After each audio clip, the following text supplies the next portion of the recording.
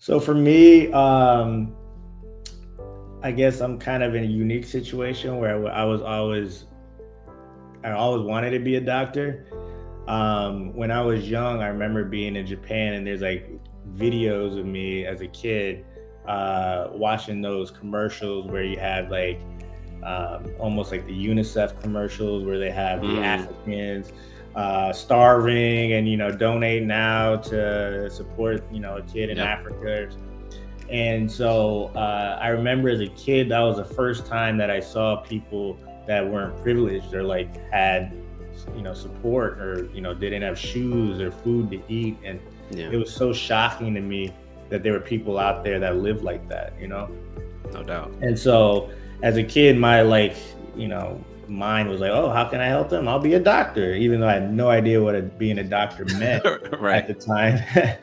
And so it kind of just stuck with me. And then as I grew older and, researched more about what it takes to be a doctor, it just really stood out to me just because, it's a respected profession. You do help people and change their lives. Hmm. You're a leader in the community. The lifestyle can be good depending on what field you go into. Right. And it just kind of is mentally stimulating for me. And so it required me to be at the best of my abilities. And so I just continue to pursue it. And so, for me, I'm the first physician in my family. I'm the first, college graduate in my family. And so, the path to get to where I am was a little difficult just because I didn't Sure. have, good mentors who had done the path before me to give me advice.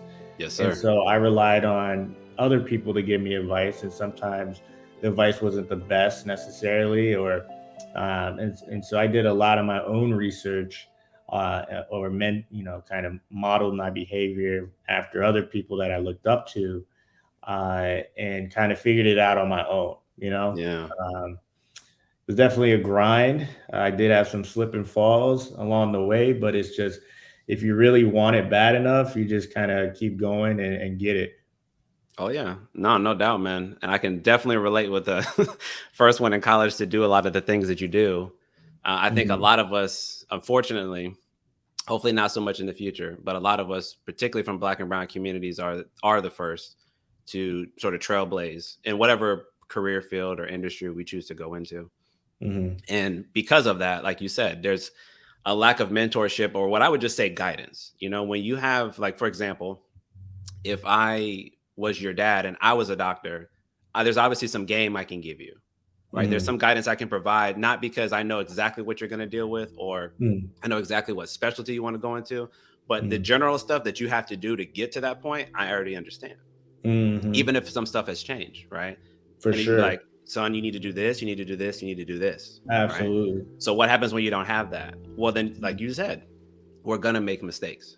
And I Mhm. take that example and I extrapolate that to so many other areas of our lives. What happens in any general sense when you are missing guidance?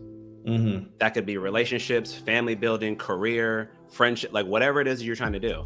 If you Mhm. take away that ability or opportunity to have that, it can make things inherently more difficult to deal with.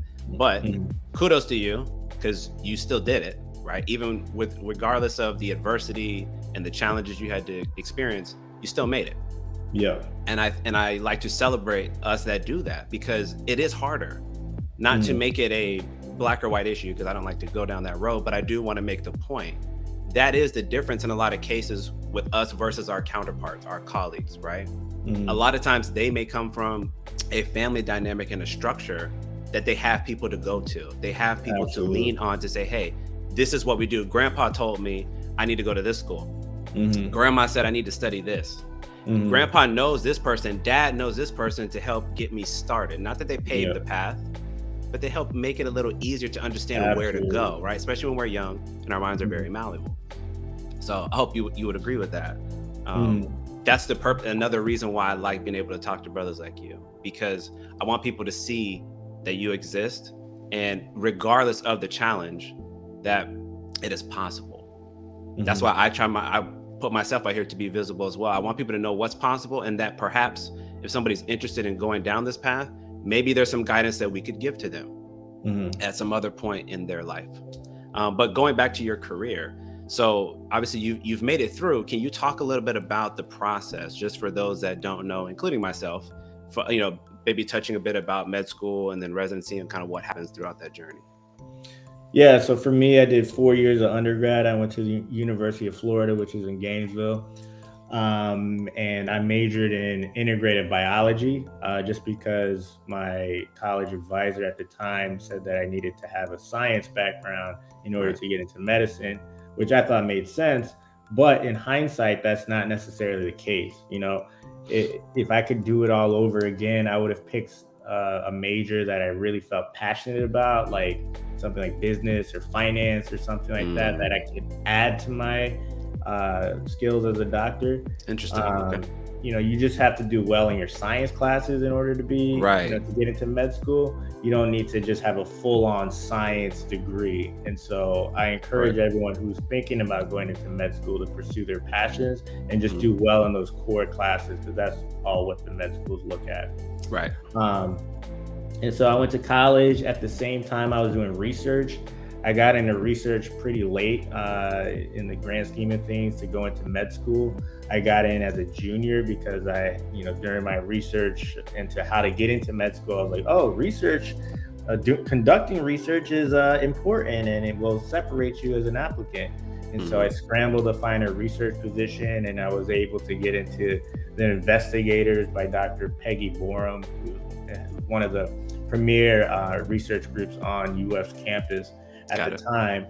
I applied and got in and spent about 20 hours a week during research because I had to catch up, because I hadn't done anything in the first 2 years of college. Yeah. And then at the same time, I also worked. And so I used to sell fragrances at Belk department store in the mall. Right. And so I was busy. I had a full academic schedule. I was doing 20 hours of research and about 20 hours of work. So 40 hours outside of school and studying for school. So I definitely grinded it out. Like I missed out on a lot when I was in college. I didn't go to a lot of football games or anything like that, even though we had the championship, senior Right. teams at the time. And so, but it was worth it. I got into med school on my first try. Went to the University of Miami for med school, and that was an interesting experience because it was my first time out the house. I moved Mm, away on my own. I was living in my own place, and so definitely had some fun in med school, but also yeah. had to grind it out. Um, and then I got into surgery residency, which was very tough. I know we talked about that when you came down to Miami, but Yeah. uh, surgery residency is just another beast. It kind of changes you as a person because you work so hard for so little reimbursement and you have to do so much. You see a lot of traumatizing stuff. Like I used to do trauma surgery. And so Mm, people would be dying and, you have to console them and then just go to the next patient. And yeah. that can definitely wear on you. Absolutely. And so then I went through 5 years of general surgery and then finished up with 3 years of plastic surgery at the University of Louisville. And I just finished that, graduated in July, Shout and out to now you, I'm here in Miami to do private practice. man.